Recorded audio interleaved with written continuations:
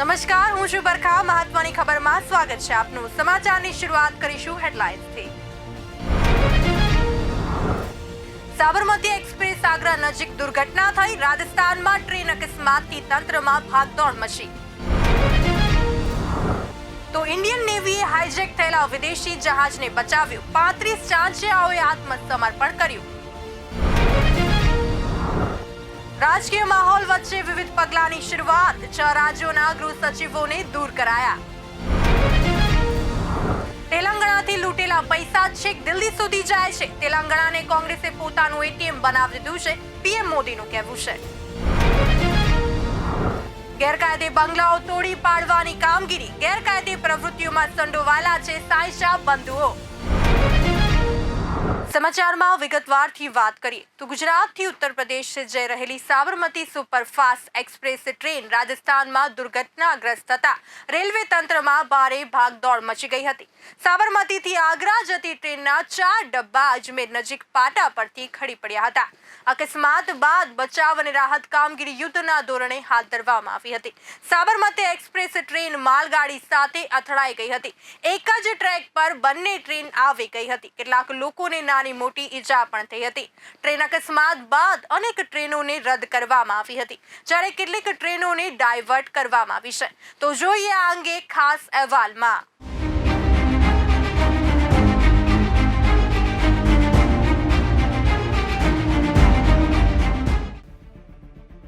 રાજસ્થાનમાં ગમખ્વાર ટ્રેન અકસ્માત થયો છે, જેને કારણે ભારે સનસનાટી મચી ગઈ છે. ટ્રેન સેવાને પણ અસર થઈ છે. અનેક ટ્રેનો રદ કરવામાં આવ્યા બાદ મોટી સંખ્યામાં લોકો જુદી જુદી જગ્યાએ અટવાઈ પડ્યા હતા. પ્રાપ્ત માહિતી મુજબ રવિવારે મોડી રાત્રે રાજસ્થાનના અજમેરમાં મદાર રેલવે સ્ટેશન પાસે એક મોટી ટ્રેન દુર્ઘટના સર્જાઈ હતી. આ અકસ્માતમાં સુપરફાસ્ટ ટ્રેનના 4 ડબ્બા અને એન્જિન પાટા પરથી ઉતરી ગયા હતા. અકસ્માત બાદ પેસેન્જર ટ્રેનના જનરલ કોચમાં બેઠેલા મુસાફરોમાં ચીસાચીસ મચી ગઈ હતી અને ટ્રેનમાંથી નીચે ઉતર્યા બાદ મુસાફરો આમ તેમ દોડવા લાગ્યા હતા. આ અકસ્માતમાં કેટલાક મુસાફરો ઘાયલ થયા હોવાની માહિતી મળી છે.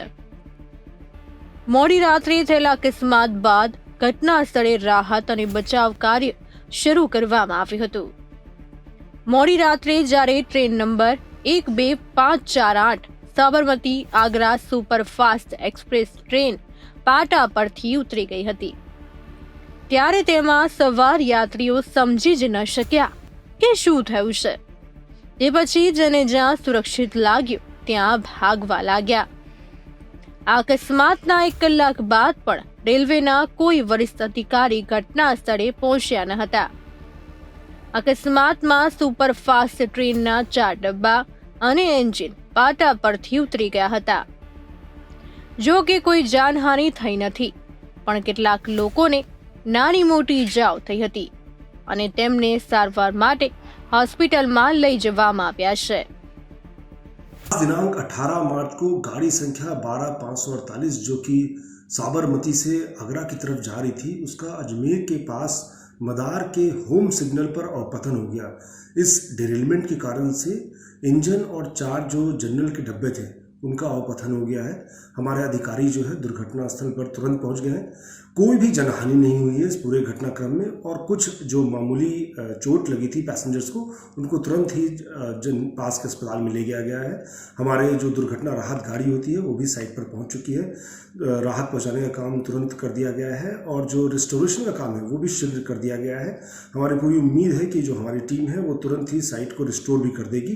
इस पूरे घटना को मॉनिटर कर रही है हमारी अधिकारियाँ जो है वहाँ पहुँचे हुए हैं. कंट्रोल रूम में हमारे अधिकारी पहुँचे हुए हैं और अजमेर स्टेशन पर और भी त्वरित जानकारी के लिए, किसी भी और भी मदद के लिए हमने एक हेल्पलाइन बनाई है जो कि है 0145 2429 मैं पुनः रिपीट करता हूँ, जो हमारी हेल्पलाइन है वो है 0145 2429 कोई भी परिजन जो है इस लैंडलाइन के माध्यम से गाड़ी के बारे में डिटेल या उनके जो और भी स्थिति है उसके बारे में पता कर सकते हैं.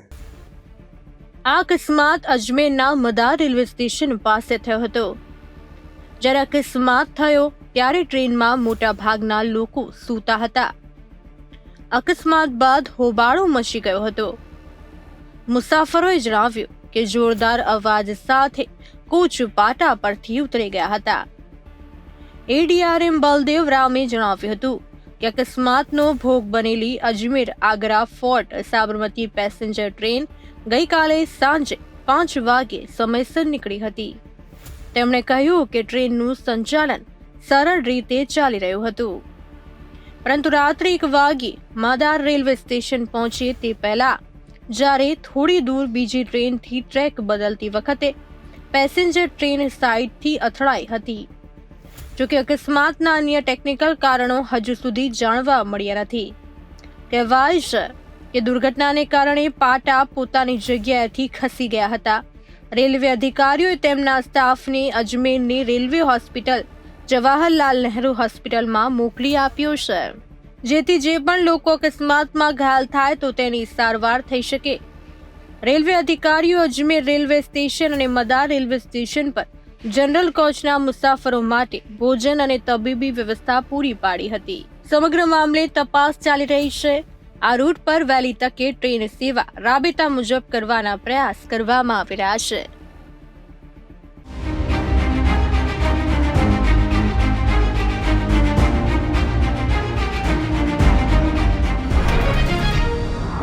અરબી સમુદ્રમાં મધદરિયે 40 કલાક સુધી ચાલેલા સૌથી મોટા એન્ટી પાયરસી ઓપરેશનમાં ભારતીય નૌકાદળના યુદ્ધ જહાજોએ વિદેશી માલવાહક જહાજને સોમાલી ચાંચિયાઓની ચુંગાલમાંથી મુક્ત કર્યું હતું.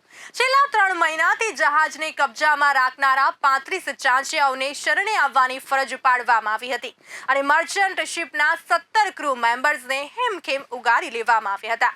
આ સમગ્ર ઓપરેશનને કેવી રીતે પાર પાડવામાં આવ્યું તે સહિતની માહિતી જુઓ અમારા ખાસ અહેવાલમાં.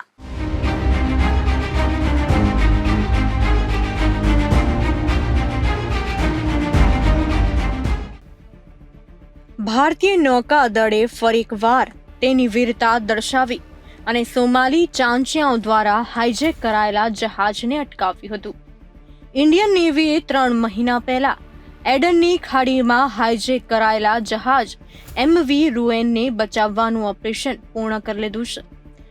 ભારતીય નૌકાદળે સોમાલી ચાંચિયાઓ સાથેના તેના એન્કાઉન્ટરનો એક વિડીયો શેર કર્યો છે, જેઓ હાઈજેક કરાયેલા વેપારી જહાજનો ઉપયોગ કરી રહ્યા હતા. આ ઓપરેશન ભારતીય દરિયાકાંઠાથી 2800 કિલોમીટર દૂર કરવામાં આવ્યું હતું. નેવીએ કહ્યું કે તેમની કાર્યવાહી બાદ 35 ચાંચિયાઓએ આત્મસમર્પણ કર્યું અને 17 ક્રૂ મેમ્બર્સને સુરક્ષિત બચાવી લેવામાં આવ્યા છે. વહાણના ક્રૂને ચાંચિયાઓએ 110 દિવસથી વધુ સમય સુધી બંદી બનાવી રાખ્યા હતા. રેસ્ક્યુ ઓપરેશન 40 કલાક સુધી ચાલ્યું હતું. તેને પૂર્ણ કરવા માટે યુદ્ધ જહાજ INS સુભદ્રા, વધુ ઊંચાઈએ ઉડતા ડ્રોન P-81 પેટ્રોલિંગ એરક્રાફ્ટનો ઉપયોગ કરવામાં આવ્યો હતો. હવે હાઈજેક થયેલું જહાજ MV રૂએન સંપૂર્ણપણે ઇન્ડિયન નેવીના કબજામાં છે. સેનાએ તેમાં તપાસ કરી હતી.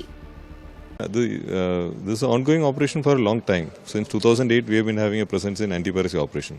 But this piracy has suddenly resurfaced in about 3-4 months back. So, tab se we have put more ships there.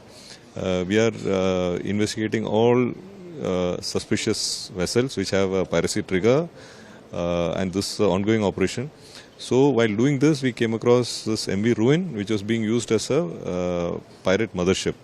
So we had deployed our ships. They had stopped the ship and then under operations and convinced them to surrender. So the pirates have surrendered. There were a crew of 17 personnel on board.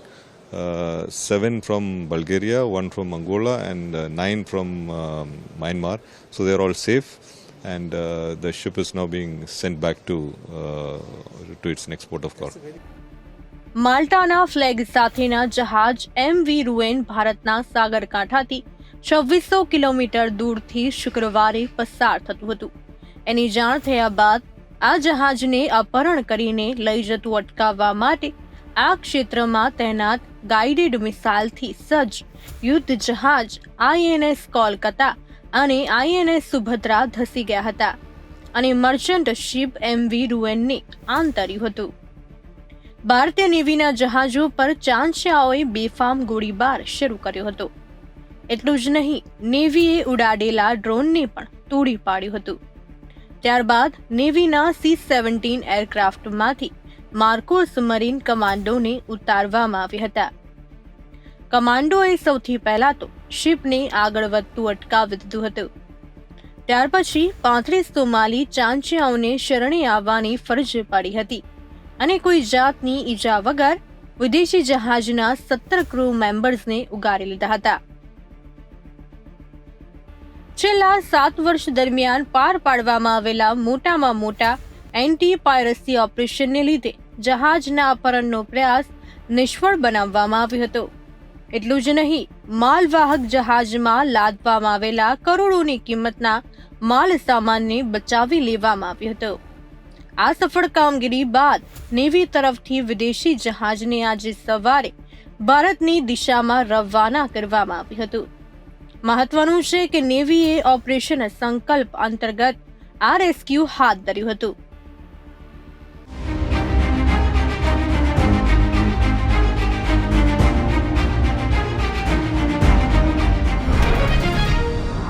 તો લોકસભાની ચૂંટણી પહેલા ચૂંટણી પંચ પણ હવે action મોડમાં છે.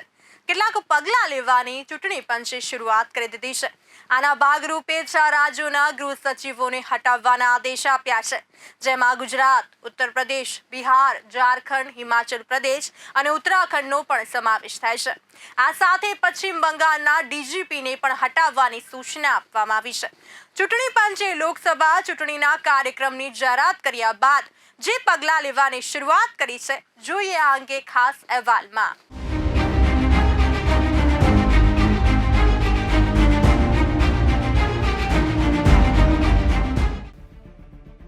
લોકસભા ચૂંટણી આડે હવે 1 મહિના જેટલો સમય રહ્યો છે, ત્યારે ચૂંટણી પંચે વિવિધ પગલાં લેવાની શરૂઆત કરી દીધી છે.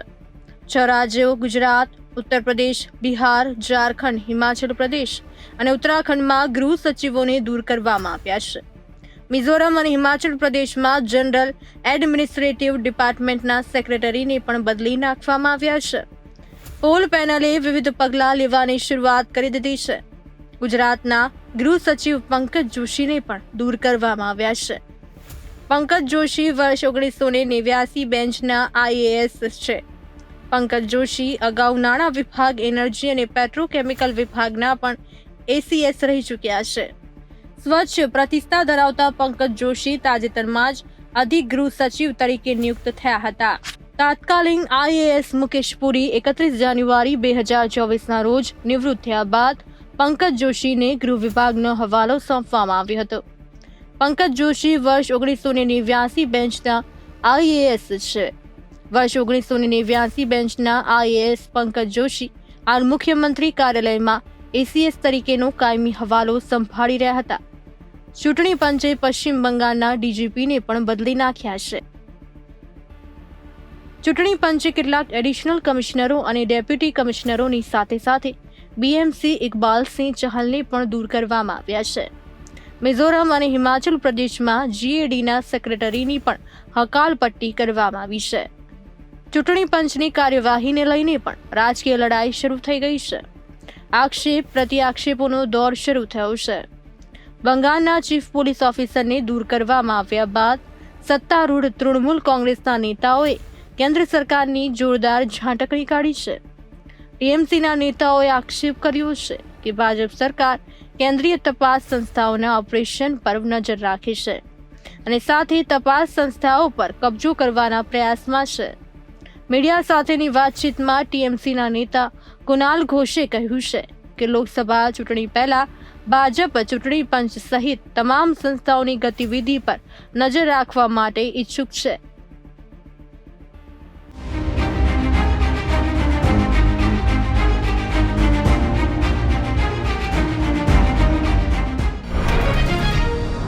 લોકસભા તેલંગાણામાં ચૂંટણી પૂર્વે ભાજપા દક્ષિણ ભારતમાં પોતાની પકડને મજબૂત કરવાના પ્રયાસ કરી રહી છે. તમિલનાડુ અને કેરળમાં રેલીને સંબોધિત કર્યા બાદ વડાપ્રધાન નરેન્દ્ર મોદી તેલંગાણાના પ્રવાસે પહોંચ્યા હતા, જ્યાં પીએમ મોદીએ જનસભાને સંબોધતા રાહુલ ગાંધીના શક્તિવાળા નિવેદન મુદ્દે વિપક્ષ પર આકરા પ્રહાર કર્યા હતા. પીએમ મોદીએ ત્યારે શું કહ્યું, જુઓ અમારા ખાસ અહેવાલમાં.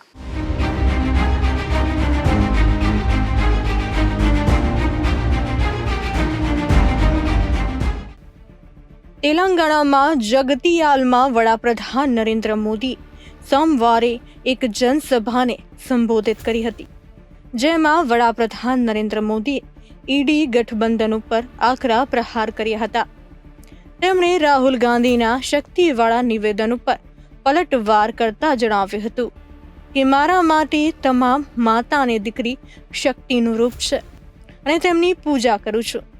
તેમના ઘોષણાપત્રમાં શક્તિને ખત્મ કરવાની વાત કરાઈ છે, પરંતુ હું આ પડકારનો સ્વીકાર કરું છું. હું જીવની બાજી લગાવી દઈશ. इंडी अलायंस ने अपनी घोषणा पत्र जाहिर किया और उन्होंने कहा है कि उनकी लड़ाई शक्ति के खिलाफ है. मेरे लिए हर मां शक्ति का रूप है, हर बेटी शक्ति का रूप है. और मेरी इन माताओं बहनों की तरफ से, माताओं बहनों, आपको मैं शक्ति के रूप में पूजा करता हूं. मैं भारत मां का पुजारी हूं. मैं आप शक्ति स्वरूपा सब माता बहन बेटियों का भी पुजारी हूं. और जिन्होंने कल शिवाजी पार्क में इंडी अलायंस ने अपना घोषणा पत्र शक्ति को खत्म करने के लिए किया है, मैं इस चुनौती को स्वीकार करता हूं और मैं इन शक्ति स्वरूपा माताओं बहनों की रक्षा के लिए जान की बाजी लगा दूंगा. પીએમ મોદીએ વધુમાં જણાવ્યું કે શું કોઈ શક્તિની વિનાશ અંગે વાત કરી શકે છે? અમે ચંદ્રયાન મિશનની સફળતાના તે બિંદુનું નામ આપીને સમર્પિત કર્યું જ્યાં ચંદ્રયાન ઉતર્યું હતું. અમે આ બિંદુને શિવ શક્તિનું નામ આપ્યું છે. આ લડાઈ શક્તિને નષ્ટ કરનારાઓ અને શક્તિની પૂજા કરનાર વચ્ચે છે. ઈડી ગઠબંધન ઉપર આકરા પ્રહાર કરતા પીએમ મોદીએ જણાવ્યું હતું કે ગઈકાલે મુંબઈમાં ઈડી ગઠબંધનની એક રેલી યોજાઈ હતી. ચૂંટણીના પરિણામો જાહેર થયા બાદ આ તેમની પ્રથમ મહત્વપૂર્ણ રેલી હતી. तेलंगाना का निर्माण के पहले 10 वर्षों तक बीआरएस ने पहले 10 साल बीआरएस ने तेलंगाना को जम करके लूटा है. लूटा है कि नहीं लूटा है? और अब कांग्रेस ने तेलंगाना को अपना एटीएम स्टेट बना लिया है. तेलंगाना से लूटा गया ये पैसा दिल्ली तक जाता है. વડાપ્રધાને જણાવ્યું કે મુકાબલો 4 જૂનથી થશે. પીએમ મોદીએ જણાવ્યું હતું કે લોકતંત્રનો સૌથી મોટો ઉત્સવ શરૂ થઈ ચૂક્યો છે અને 13મી મેના રોજ તેલંગાણામાં મતદાતા ઇતિહાસ લખશે.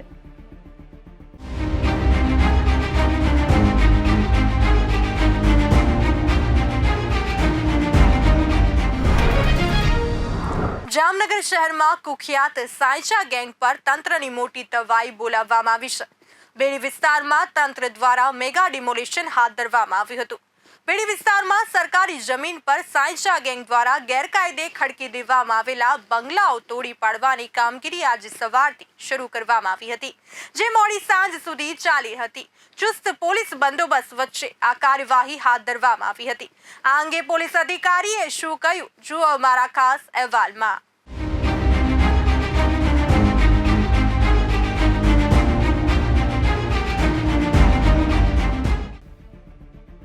જામનગરના બેડી વિસ્તારમાં માફિયા સાયચા ગેંગની કરોડોની કિંમતની 28,000 ફૂટ પર ગેરકાયદેસર ખડકાયેલી 6 જેટલી મિલકતો આજે જમીનદોસ્ત કરવા તંત્ર દ્વારા મેગા ડિમોલેશન હાથ ધરવામાં આવ્યું હતું. જ્યારે બેડી, માધાપર, ભૂંગા અને જોડિયા ભૂંગા સહિતના વિસ્તારમાં કુલ 55,000 ગેરકાયદેસર બાંધકામ દૂર કરવામાં આવશે. આજે વહેલી સવારથી લોખંડી પોલીસ બંદોબસ્ત સાથે સાયચા ગેંગના નાપાક સામ્રાજ્ય પર ડિમોલેશન હાથ ધરવાની કામગીરી શરૂ કરવામાં આવી હતી. સાયચા બંધુઓના ગેરકાયદેસર બાંધકામોમાં મહેબૂબ સાયચાનો 28,000 ફૂટમાં બનાવાયેલો બંગલો, 25,000 ફૂટનો વંડાવાળી ઓફિસ, માથાપર ભૂંગા વિસ્તારમાં 10 ઓરડીઓ, દરગાહ નજીક 10 ઓરડીઓ, એક હોટલ, સર્વિસ સ્ટેશન પર પણ બુલડોઝર ફરી વળ્યું હતું. આ કામગીરી દરમિયાન જિલ્લા પોલીસ વડા પ્રેમસુખ ડેલુ પણ ઘટના સ્થળે ઉપસ્થિત રહ્યા હતા. આ સાથે જામનગર શહેર મામલતદાર અને મહાનગરપાલિકાની એસ્ટેટ શાખાના અધિકારીઓ દ્વારા डिमोलेशन की कार्यवाही हाथ धराई थी। जामनगर के अंदर कुछ समय पहले एक शिक्षिका ने आत्महत्या की थी और उनका केस है वो जामनगर के कोर्ट में चल रहा था। तो उनके एडवोकेट थे हारून पालेजा। तो 3-4 दिन पहले हारून पालेजा का जो साइचा ग्रुप है उनके द्वारा मर्डर कर दिया गया था और काफ़ी क्रूअल तरीके से उनका मर्डर किया था। और ये जो ग्रुप है, इस ग्रुप के द्वारा बहुत सारी जो सरकारी ज़मीन है और आज जिस ज़मीन के ऊपर जो डिमोलिशन की कार्रवाई चल रही है वो एक NRI की और जो सरकारी ज़मीन है उसके ऊपर इन्होंने कब्जा कर रखा था। इसके अलावा आज टोटल जो 6 जगह है उस पर जामनगर जो म्यूनसिपल कॉरपोरेशन और जामनगर जो प्रशासनिक तंत्र है उनके साथ मिलके और जो डिमोलिशन की जो प्रक्रिया है वो चालू है।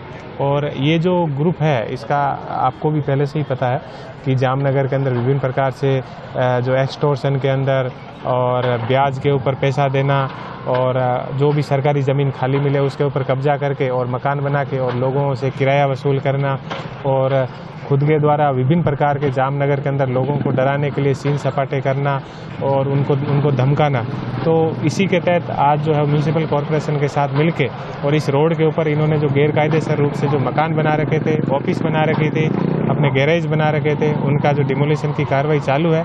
और इस तरह से जो भी व्यक्ति कायदा और व्यवस्था के लिए बाधा बनेगा, जामनगर शहर की कायदा व्यवस्था को खराब करेगा, ऐसे लोगों के खिलाफ हम कानून के दायरे के अंदर रहते हुए कड़ी से कड़ी कार्रवाई करेंगे और इनका जो पूरा नेक्सस है उनको हम नेस्ताबूद करेंगे, उनको जमींदोज करेंगे और किसी भी रूप से हम ऐसे लोगों को आगे नहीं चलने देंगे जो आम गरीब लोगों को इस तरह से परेशान करे, उनको हैरान करे और उनसे वसूली करे। तो इसी के तहत आज की ये कार्रवाई है वो चालू। कलेक्टर तंत्र, मामलतदार, रेवन्यू विभाग, PGVCL અને પોલીસનો લોખંડી બંદોબસ્ત સાથે ડેમોલેશનની કામગીરી હાથ ધરવામાં આવી હતી। સાયચા ગેંગનો ગુનાહિત ઇતિહાસ જોઈએ તો વ્યાજ વટાવ, જુગાર, લેન્ડ ગ્રેબિંગ, ધાક ધમકી સહિત અનેક ગુનાઓનો ઇતિહાસ ધરાવે છે। તેમજ તાજેતરમાં જ સાયચા ગેંગ દ્વારા વકીલ પલેજાની સરા જાહેર હત્યામાં સંડોવણી ખુલી છે। બેડી વિસ્તારમાં અગાઉ પણ તંત્ર દ્વારા સાયચા ગેંગની કરોડોની કિંમતના ગેરકાયદેસર બંગલાઓના દબાણ દૂર કરાયા હતા।